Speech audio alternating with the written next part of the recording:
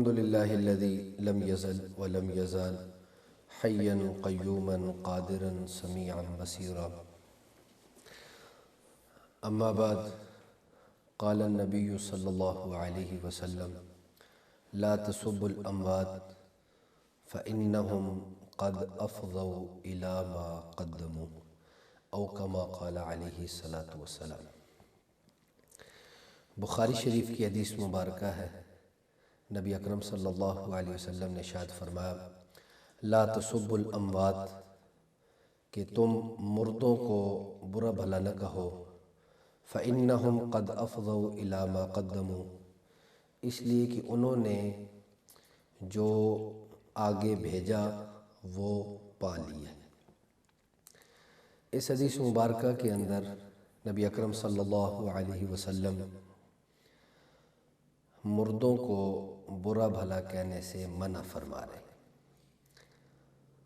مردوں کی غیبت کرنا یہ بھی حرام ہے، اور آپ صلی اللہ علیہ وسلم فرما رہے ہیں کہ تمہارے برا بھلا کہنے سے ان کا کوئی فائدہ نقصان نہیں، اپنا نقصان کرو گے، کیونکہ انہوں نے جو آگے اعمال بھیجے انہوں نے اس کا صلہ پا لیا. تو تمہارا برا بھلا کہنے سے ان کا نقصان نہیں ہوگا، بلکہ تمہارا اپنا نقصان ہو جائے گا. اس لیے بعض لوگ جو ہمارے پیارے دنیا سے چلے جاتے ہیں ان کی یہ عادت ہوتی ہے، کیونکہ ہر کسی کو برا بھلا کہنا ان کی عادت بنی ہوئی ہوتی ہے، تو اللہ معاف کرے وہ اپنے مردوں کو بھی برا بھلا کہنے سے نہیں رکتے ہیں.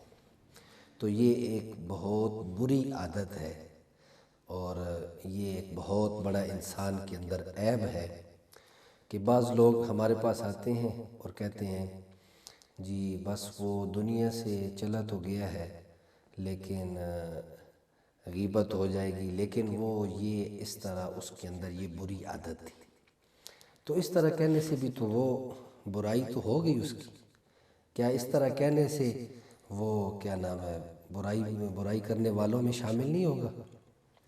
تو بس کسی کو اگر برا بھلا کہے گا تو اپنا نقصان ہوگا. تو کم از کم آدمی اگر کسی کو اچھے الفاظ میں یاد نہیں کر سکتا تو اخلاق کا ادنا سے ادنا درجہ یہ ہے کہ آدمی کسی کو برا بھلا نہ کہے، کسی کو برا بھلا نہ کہے. تو اب جب مردے کے اتنے حقوق ہیں کہ آپ صلی اللہ علیہ وسلم مردے کو برا بھلا کہنے سے منع فرما رہے ہیں، تو پھر زندوں کے کتنے حقوق ہوتے ہوں گے؟ زندوں کے تو پھر مردے سے بھی زیادہ حقوق ہیں. تو زندوں کو برا بھلا کہنا یہ تو اس سے بھی بڑا گناہ ہے. اس لیے آدمی یہ اگر عادت ہے تو اس کو ختم کرنے کی کوشش کرے، ختم کرنے کی کوشش کرے. بعض لوگ ایسی ان کی زبانیں ہوتی ہیں، اب زبان ہے، زبان کی بناوٹ میں بھی نرمی ہے اور اس کے اندر کوئی ہڈی نہیں ہے. تو اگر اس زبان کو جس طرح یہ نرم ہے اس طرح نرمی کے ساتھ استعمال کرے تو ہر کوئی اس سے محبت کرے گا. اور اگر اس زبان کو آدمی تلوار بنا لے اور ہر کسی کا دل دکھاتا رہے تو بعض دفعہ تلوار کے زخم بھر جایا کرتے ہیں، زبان کے زخم نہیں بھرا کرتے. ایسے دل اس کی وجہ سے ایسے دکھی ہو جاتے ہیں. بعض لوگوں کے واقعات آتے ہیں، سن کے آدمی کانپ جاتا ہے کہ یہ ایسے بھی لوگ کرتے ہیں. تو یہ اپنے آپ کو بچانا چاہیے، یہ اپنے اوپر محنت کرنے کی ضرورت ہے کہ اگر میری زبان صحیح استعمال نہیں ہو رہی، میری زبان اگر دوسروں کا دل دکھا رہی ہے تو مجھے اپنی فکر کرنے کی ضرورت ہے. کہ حضور پاک صلی اللہ علیہ وسلم نے بھی فرمایا کہ مجھے دو چیزوں کی ضمانت دے دو. ایک وہ چیز جو دو جبڑوں کے درمیان ہے، اور ایک وہ چیز جو دو رانوں کے درمیان ہے، مطلب شرمگاہ. کہ مجھے اپنی زبان کی اور شرمگاہ کی ضمانت دے دو کہ اس کو غلط استعمال نہیں کرو گے۔ حضور پاک صلی اللہ علیہ وسلم فرما رہے ہیں جو آدمی ان دو چیزوں کی ضمانت دے میں اس کو جنت کی ضمانت دیتا ہوں، میں اس کو جنت کی ضمانت دیتا ہوں، گویا جنت کا اس کو ٹکٹ دیتا ہوں۔ تو کسی کو برا بھلا کہنا یہ اچھی عادت نہیں ہے۔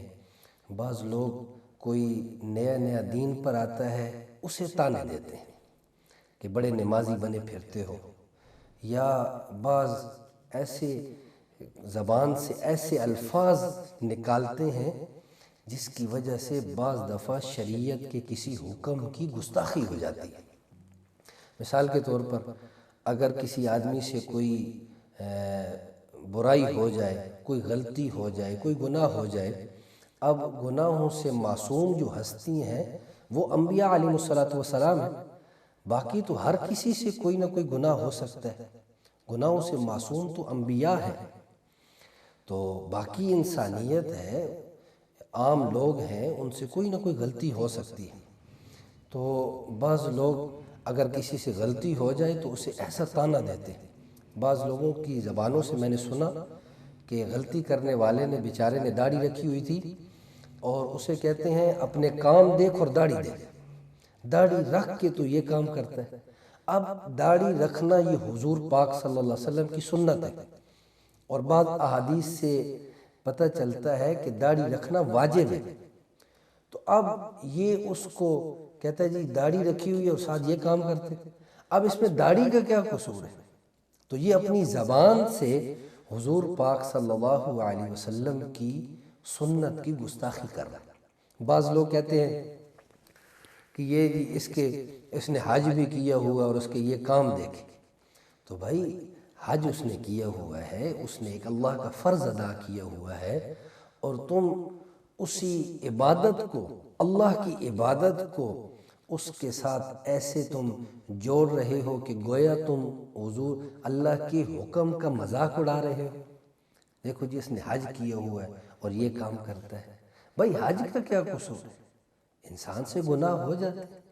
بعض لوگ کہتے ہیں جی پہلی صف کا نمازی ہے اور یہ کام کرتا ہے، تو کیا ہو گیا بھائی؟ یہ تو اللہ کے احکام ہیں، ان کا گناہوں سے کیا تعلق؟ تو بس یہ ایسی بری عادت ہے، اس سے اپنے آپ کو بچانا چاہیے۔ حضور پاک صلی اللہ علیہ وسلم اسی بات سے منع فرما رہے ہیں۔ اللہ تعالیٰ سے دعا ہے اللہ تعالیٰ حضور پاک صلی اللہ علیہ وسلم کے تمام فرامین پر عمل کرنے کی توفیق عطا فرمائے۔